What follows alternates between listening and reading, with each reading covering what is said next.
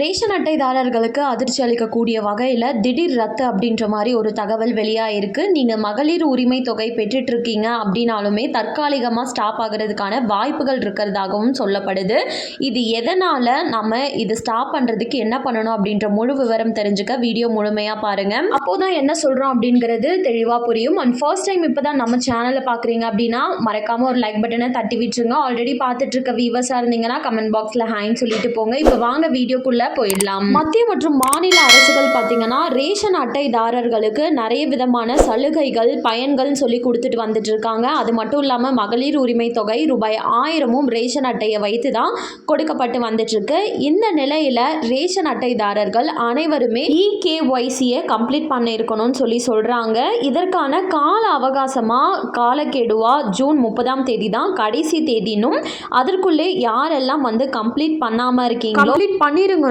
குடும்ப அட்டையில் இருக்க ஒவ்வொரு நபருமே கண்டிப்பாக இந்த EKYC-யை கம்ப்ளீட் பண்ணியே ஆகணும் அப்படின்றத சொல்லியிருக்காங்க. ஸோ நீங்கள் வேறு மாநிலத்தில் இருந்தாலும் சரி இல்லை உங்கள் மாவட்டத்திலே இருக்கீங்க அப்படின்னாலும் சரி அனைவருமே உங்களுக்கு பக்கத்தில் இருக்க ரேஷன் கடைக்கு போயிட்டு இந்த EKYC-யை பாயிண்ட் ஆஃப் சேல் கருவிகளோட உதவி கொண்டு ஆதார் அட்டையும் எடுத்துகிட்டு போயிட்டு இந்த EKYC-யை கம்ப்ளீட் பண்ணிக்கோங்க.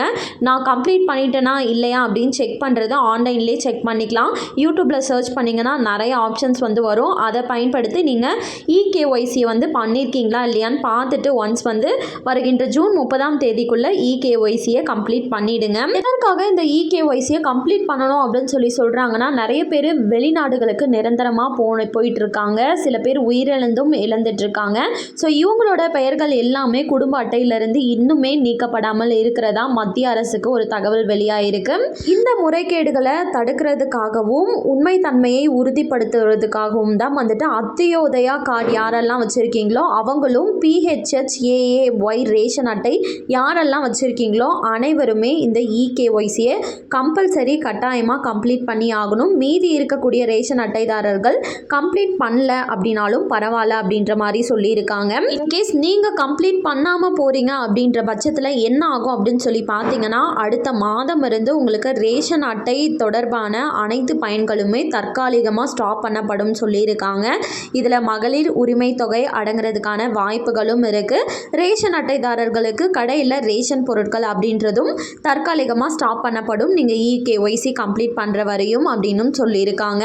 எனக்கு ஒரே ஒரு டவுட் தான், இவங்க உண்மைத்தன்மையை வந்து ஆராய்ஞ்சு என்ன பண்ண போகிறாங்கன்னு தெரியல. ஏற்கனவே நிறைய விதமான குற்றச்சாட்டுகள் வந்து இருக்குது. நிறைய பேர் வந்துட்டு ஊழல் செஞ்சுட்டு தான் இருக்காங்க. அதெல்லாம் இன்னுமே ஸ்டாப் பண்ண முடியல. நம்மள மாதிரியான ஏழை எளிய மக்களோட வயிற்றில் எதுக்கு அடிக்கிறாங்க அப்படின்றது இன்னுமே தெரியல. இதை பற்றி நீங்கள் என்ன நினைக்கிறீங்க அப்படின்னு கமெண்ட் பாக்ஸில் சொல்லிட்டு போங்க. இது வந்து என்னோட தனிப்பட்ட கருத்து. அதனால் நான் இதை வந்து சொல்கிறேன்னா நமக்கும் வேலைகள் அப்படின்னு இருக்கும். இந்த வேலையை வச்சு தான் நம்மளோட குடும்பமே ரன் ஆகிட்ருக்கும். இந்த டைமில் நம்ம ஒவ்வொருத்தராக KYC போய் கம்ப்ளீட் பண்ணணும் அப்படின்றத விட அவங்க வீட்டுக்கு வந்து எடுத்துக்கிட்டாங்க அப்படின்னா இன்னுமே நல்லா இருக்கும். மேலும் இது போல் கவர்மெண்ட் அறிவிக்கிற அனைத்து உண்மை அப்டேட்களையும் உடனுக்குடனே தெரிஞ்சுக்கணும் அப்படின்னு நினச்சிங்கன்னா மறக்காமல் நம்ம சேனலை சப்ஸ்கிரைப் பண்ணிவிடுங்க.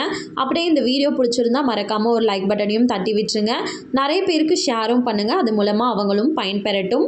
And thank you for watching.